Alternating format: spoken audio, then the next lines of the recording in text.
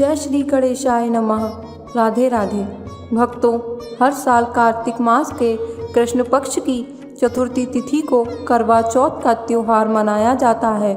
करवा चौथ के दिन सुहागिन स्त्रियां चौथ माता, करवा माता और गणपति जी की पूजा करती हैं। इस बार करवा चौथ पूजा का शुभ मुहूर्त शाम को 5:44 से लेकर रात को 7:02 तक का है। करवा चौथ के दिन पूजा के बाद व्रत की कथा कहने और सुनने का विधान है। करवा चौथ के बिना व्रत अधूरा माना जाता है।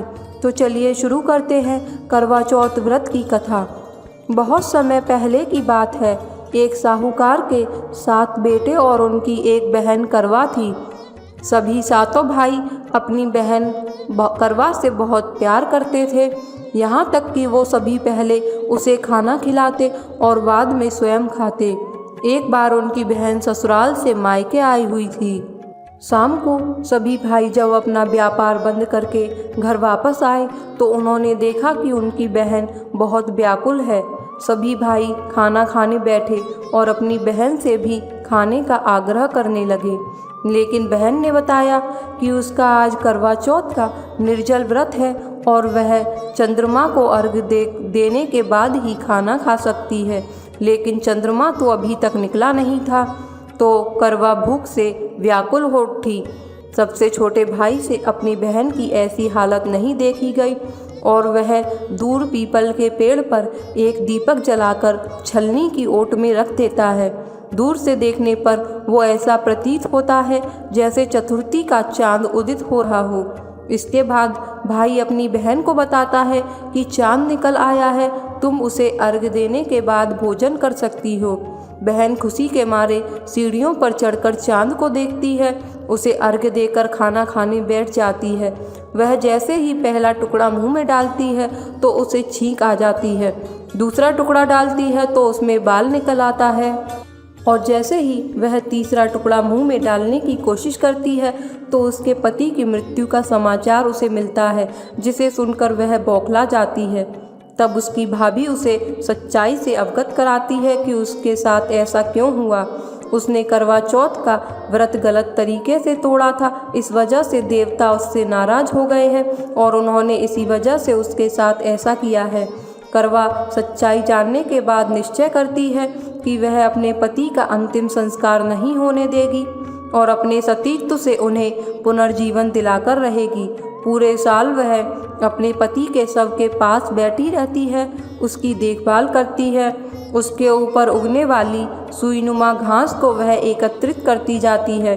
1 साल बाद फिर से करवा चौथ का दिन आता है। उसकी सभी भाभियाँ करवा चौथ का व्रत रखती हैं। जब भाभियाँ उससे आशीर्वाद लेने आती हैं तो वह प्रत्येक भाभी से यम सुई ले लो, पिया सुई दे दो, मुझे भी अपनी जैसी सुहागन बना दो, ऐसा आग्रह करती है। लेकिन हर बार भाभी उसे अगली भाभी से आग्रह करने का कहकर चली जाती हैं।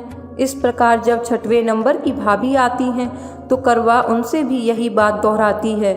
यह भाभी उसे बताती हैं कि सबसे छोटे भाई की वजह से उसका व्रत टूटा था, अतः उसकी पत्नी में ही शक्ति है कि वह तुम्हारे पति को दोबारा जीवित कर सकती है। इसीलिए जब वह आए तो तुम उसे पकड़ लेना और जब तक वह तुम्हारे पति को जिंदा ना कर दे उसे छोड़ना नहीं। ऐसा कहकर वो भी चली जाती है। सबसे अंत में छोटी भाभी आती हैं। करवा उनसे भी सुहागिन बनने का आग्रह करती है, लेकिन वह टाल मटोल करने लगती है, जिसे देख करवा उन्हें जोर से पकड़ लेती है और अपने सुहाग को जिंदा करने के लिए कहती है। भाभी खुद को छुड़ाने के लिए उसे नोचती है, खसोटती है, लेकिन करवा उसे छोड़ती नहीं है। अंत में उसकी तपस्या को देख भाभी का दिल पसीज जाता है और वह अपनी छोटी उंगली को चीरकर उसमें से अमृत उसके पति के मुंह में डाल देती है और करवा का पति तुरंत श्री गणेश कहता हुआ उठ जाता है। इस प्रकार प्रभु से उसकी छोटी भाभी के माध्यम से करवा को अपना सुहाग वापस मिल जाता है। हे श्री गणेश, माँ गौरी, जिस प्रकार करवा को चुर सुहागन का वरदान आपसे मिला है वैसा ही सब सुहागिनों को मिले, मेरी यही कामना है। भक्तों, उम्मीद करती हूँ आपको यह कथा अवश्य पसंद आई होगी। अगर कथा पसंद आई हो तो हमारी वीडियो को लाइक करने के साथ साथ हमारे चैनल को सब्सक्राइब कर लेना। नीचे कमेंट बॉक्स में श्री गणेशाय नमः लिखना मत भूलिएगा। चलिए फिर मिलेंगे अगली वीडियो में, तब तक के लिए राधे राधे।